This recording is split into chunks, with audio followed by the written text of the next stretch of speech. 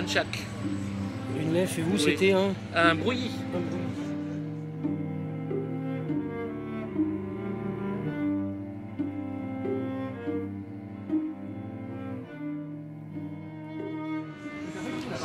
Imagine que quelqu'un vienne s'asseoir à côté de nous.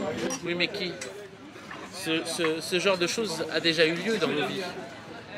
Que quelqu'un soudain s'assoit et que quelque chose d'extraordinaire se passe. Mais ce n'est pas systématique. Je crois que c'est dans ce café-là que Julien attend Marie au début de Histoire de Marie et Julien de Rivette, qui est un de mes multiples Rivette préférés. Histoire de Marie et Julien, c'est le film qu'il devait faire dans les années 70, qu'il a arrêté le tournage au bout d'une journée. Il a eu une crise et en fait il l'a repris 25 ans ou 30 ans plus tard. Et c'est un de ses plus beaux derniers films, c'est son plus beau film de la fin. Et c'est sur cette place, et c'est sans doute ce café-là. En tout cas, elle lui donne rendez-vous au café Carrefour de la Croix-Rouge. Et on le voit en terrasse. Le truc particulier avec le film de Rivette, c'est que souvent on ne voit pas les noms des lieux, etc. exprès. Ah oui, ils font ça exprès. Donc du coup, on doit deviner. Oh Pierre. Ah, tu le connais? Oui. Comment tu vas, toi? Pierre Merezkowski. Ah mais oui, je vois qui c'est. J'ai déjà vu des images de cet homme. Ah bah dis donc. Alors dis donc, t'arrives comme un fantôme. Bonjour. Tu fais de matin? On est en train de tourner. Ah bah ça dérange pas. Ça dérange pas du tout. Bonjour. Non, mais j'ai déjà vu des films, je pense de vous d'ailleurs. En tout cas des morceaux et tout ça. Je vois très bien. Ça fait tellement longtemps qu'on s'est pas vu. Ouais, t'habites toujours là, quoi. Ouais, pas bien loin. Tu vas bien? Ça va. Des films avec Valérie Meiss. Valérie Meiss. Ouais, vous jouez ensemble. C'est elle qui m'a montré un seul. Alors j'ai vu ce film-là déjà, mais je vous avais déjà vu parce que quand j'ai vu ce film, je vous ai reconnu, donc je me suis dit mais je connais déjà. Merci beaucoup. Merci. Alors, ce monsieur est notre invité.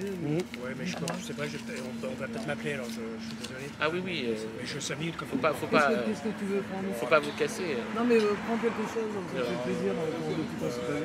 Mentalement, s'il vous plaît. Je bois pas de vin, ce soir. Il n'y a pas de problème. Alors, comment tu vas? Ça va, c'est un peu dur parfois comme tout le monde, mais ça va, je continue à faire plein de choses, à travailler, puis à faire des films et tout. Je vais pas Tu fais arrêter. des films encore? Ouais, j'en fais ça souvent. J'en ai même fait pendant le confinement. J'ai repris un projet. Au début, ça s'appelait En attendant Godard. Après, ça s'appelait Un voyage français. Et maintenant, ça s'appelle En Tu sais attendant... que tu ressembles de plus en plus à Godard à force. C'est troublant. Et maintenant, ça s'appelle En attendant Anne-Marie Miéville. Je pense que Moi, T'as enlevé le jeu de mots. Moi, j'adore ce film qui s'appelle Nous sommes tous encore là. Ah, elle a pas été comme ça.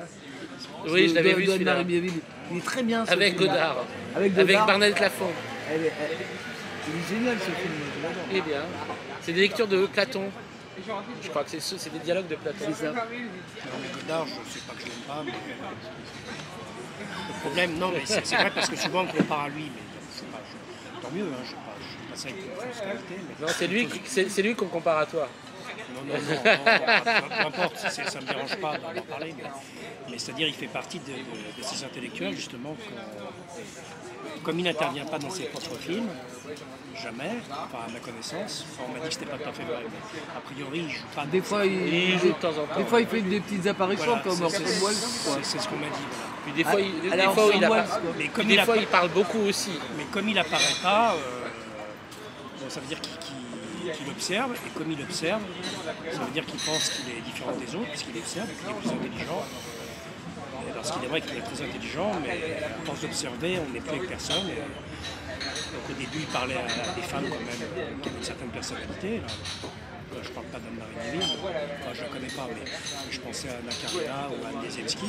Puis maintenant, il parle beaucoup aux chiens, parce que, c'est-à-dire à force de dire qu'on observe, c'est un peu comme Céline, on observe. Bon, après, si on fait qu'observer, on n'est plus avec les autres.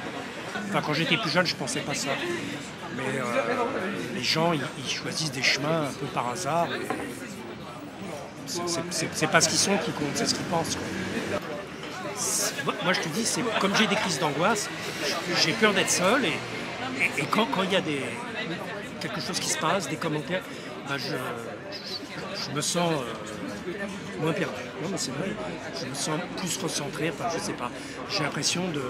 Ben, c'est ce que tu dis, je suis pour le commentaire parce que les autres commentent. Voilà, et ça m'apaise.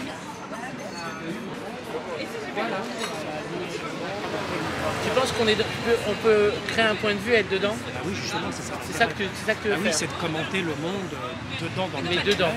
Et de traverser ses angoisses, traverser ses points de vue. C'est ça qui est... Vraiment, c'est pas vraiment ce que fait Rivette. Non, mais Non, mais ça c'est parle pas pas du tout de Rivette. Non, mais c'est parce qu'ils veulent faire du cinéma. S'ils veulent faire du cinéma, dans ce cas, il n'y a plus de point de vue, parce qu'il faut faire un cadre, je sais pas quoi.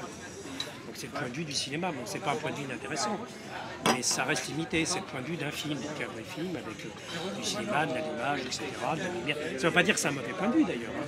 Mais c'est réducteur comme point de vue. C'est le point de vue du cinéma.